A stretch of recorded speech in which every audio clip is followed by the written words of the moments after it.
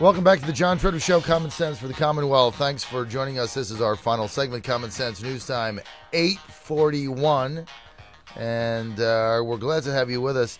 You know, one of these untold stories out there that involves the major labor unions in the United States is the level of intimidation that we're starting to see by these union leaders when people don't want to either join their union or they try to stand up to them in some way. Basically, you have a double-edged sword here. The big labor unions in the United States that are protected by the Constitution don't want you to have your constitutional rights of free speech if you don't agree with them. We have on the line with us live Peter List. He is a contributor to a website, redstate.com. He writes extensively on labor unions in the United States.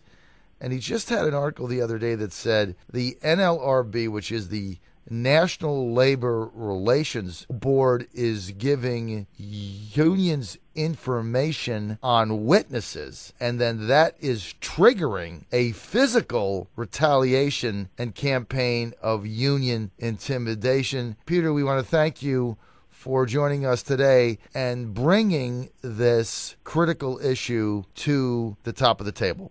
Good morning, John. How are you? Fantastic. I know you were a little reluctant to come on because you don't want your name out there because you've been a firsthand witness of some of these intimidation tactics that threaten your well-being. Can you give us some detail into what really concerns you as far as this issue is concerned now? Well, I should back up for a second. It's I do labor relations, and so it's not a matter of being a first-hand witness. I've been involved with labor relations for about 30 years.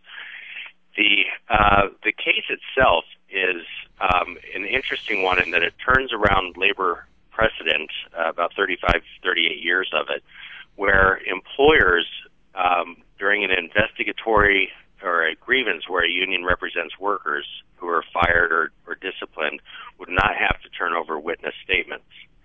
And what this decision does is called Piedmont Gardens.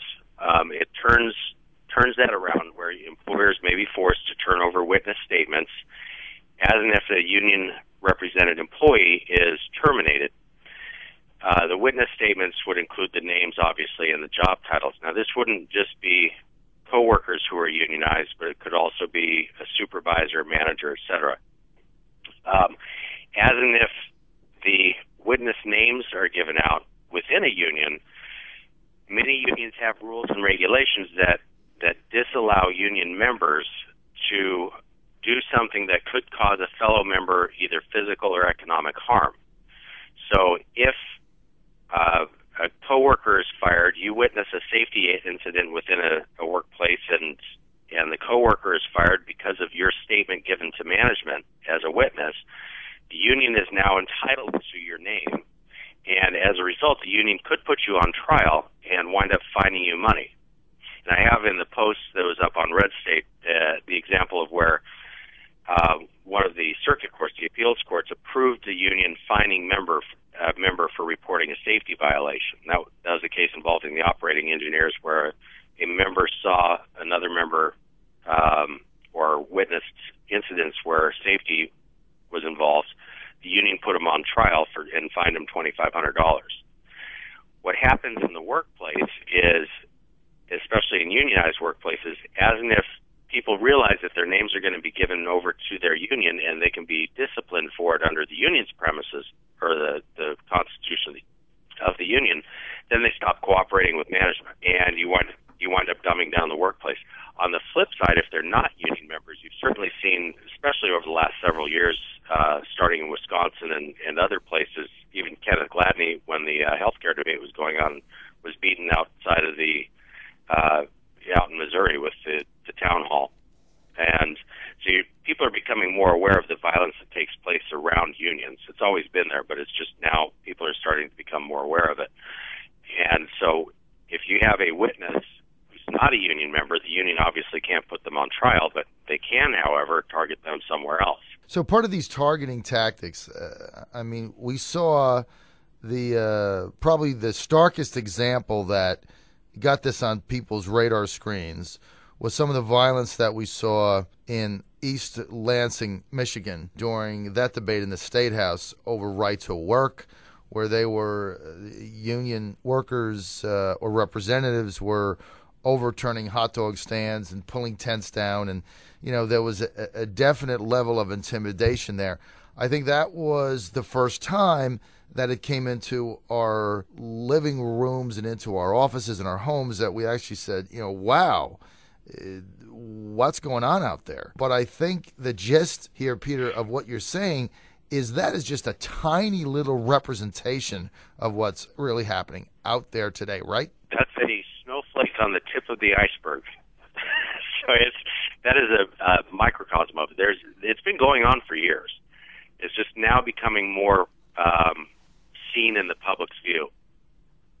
This is one of many cases that the current National Labor Relations Board, which is controlled by union attorneys, right, has been putting out there over the last since 2010.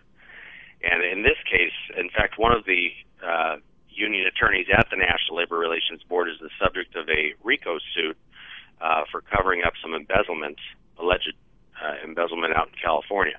He happened to be the general counsel for the International Union of Operating Engineers when some issues were going on within that union. So now he's being sued.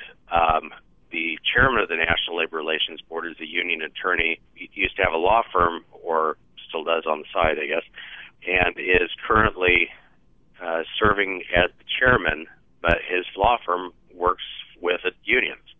So, and then the third NLRB person who's still there, the last Republican on the board, his term just ended. So now it is purely controlled by Democrat appointees, two of whom are union. The third one happens to be a former staffer of Ted Kennedy. So what's coming out of the NLRB right now is purely pro-union in the leanings, which has a lot of employers upset, obviously, because you're not going to an independent, neutral agency. You're going to an agency that has an agenda. Right. The Obama administration has basically taken the NLRB and just turned it into another now official government arm of the union big bosses, and also breaking precedent.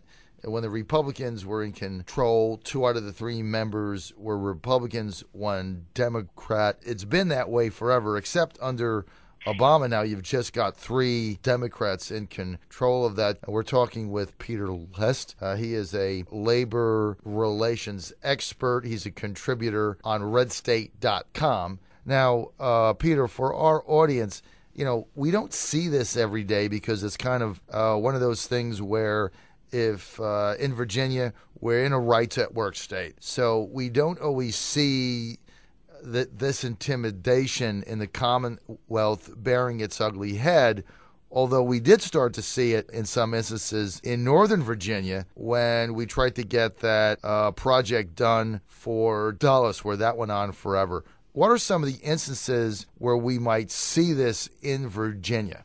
Typically, you'd see intimidation violence. It usually rears itself up during labor disputes, i.e. a strike or a lockout. Virginia has had some cases in the past. Usually in Central Virginia, there's a woman, if I recall, this was back in the 80s, who was working as a replacement worker and is at one of the plants as a replacement worker. As the UAW out on strike, somebody mysteriously put a cow's head on her car. And, of course, she was getting death threats and so on. But right. Normally that occurs when you see a strike or a lockout going on. Where you sometimes will see it is when there's construction that is going on that happens to be union-free, that the unions claim is their work. And they'll throw up the rats, they'll do bannering, and sometimes you'll see sabotage take place. More often than not, that will be picketing and so on. The unions, if you go into D.C., you'll see a lot of picketing going on around buildings that are being constructed if they happen to be non-union construction going on. Right. And the unions are known to hire folks off the street. The homeless folks to do their picketing for them. Unbelievable. Which the carpenters union said it was they hired the homeless folks because they couldn't find parking in D.C. for their members to actually do the picketing. Unbelievable. I mean, it's just we all understand that there's a constitutional right to collective bargaining in the United States, but some of this stuff now has just gone over the top. Peter, we can't thank you enough, by the way, to read his article on redstate.com. Look for the Labor Union Report. He is a front-page contributor. And, Peter, I can't thank you enough for coming on, and I hope we don't cause you any trouble by getting your name out there. But this was very important to talk about, and I can't thank you enough.